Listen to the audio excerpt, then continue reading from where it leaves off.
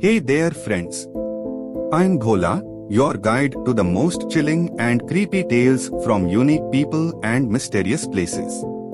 If you love a good scare and a thrilling story, hit that subscribe button and join me on this journey into the unknown. Get ready to be spooked, let's dive in.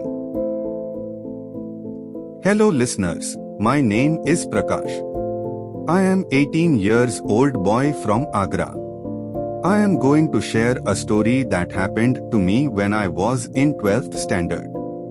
I had just arrived at the boys' hostel in Kanpur, a quiet town in Uttar Pradesh. It was my first time living away from home, and I was already feeling uneasy. The hostel was old, its red bricks cracked and covered in moss, the building hidden behind neem trees that swayed airily in the wind. When the warden handed me the key to room 306, his hand paused for a second. He glanced at me, almost like he wanted to say something, but instead, he just muttered, "Don't keep the lights off too long." I thought he was joking. Rooms were limited, and I was lucky to get one. I thanked him and walked upstairs. Room 306 was as bad as I'd expected, a small, stuffy space with a single bed, a creaking fan, and a mirror mounted on the wall. The air felt heavy, and the room had a strange smell like something damp and old. But I convinced myself it was just nerves. That first night, I tried to settle in. After unpacking, I plugged in my earphones, hoping music would distract me from the creaks of the old building. At around 2 a.m., my phone died. The sudden silence was deafening. I lay in bed, staring at the ceiling, listening to the faint hum of the fan. Then, I heard it, a whisper. "Prakash." I froze.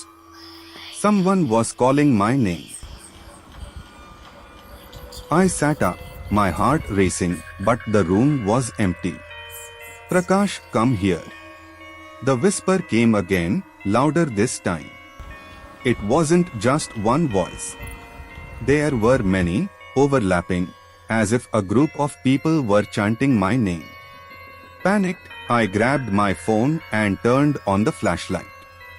The light cut through the darkness, showing nothing unusual. But when I turned it toward the mirror on the far wall, my breath caught. In the reflection, I saw them, shadowy figures, 5 or 6, standing in the corners of the room. Their faces were blurred, their mouths moving, whispering in unison. I looked back at the room itself, but it was empty. Only in the mirror did they appear. I bolted out of the room and ran down the hall, pounding on the door of my batchmates, Aman and Rohit. They let me in, groggy and annoyed, but their faces changed when they saw mine. I must have looked terrified because they didn't ask many questions. The 3 of us huddled in their room for the rest of the night, lights on, too scared to sleep. The next morning, we went to the warden. I was shaking as I told him about the voices, the mirror, the figures. His expression darkened, and he sighed deeply. "You should leave that room," he said. He explained that 20 years ago, a boy named Sameer had lived in room 306.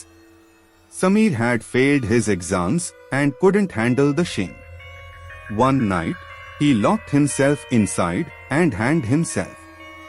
Since then, every student who stayed in that room reported hearing whispers. "But it's not just Sameer," the warden added, his voice dropping to a whisper.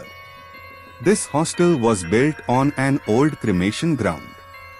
They say spirits linger here, looking for places to rest." Sameer, he brought others with him.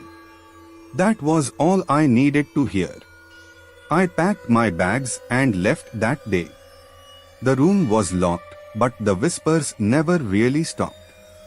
Even now, Students walking past room 306 say they hear faint voices calling out, soft and chilling.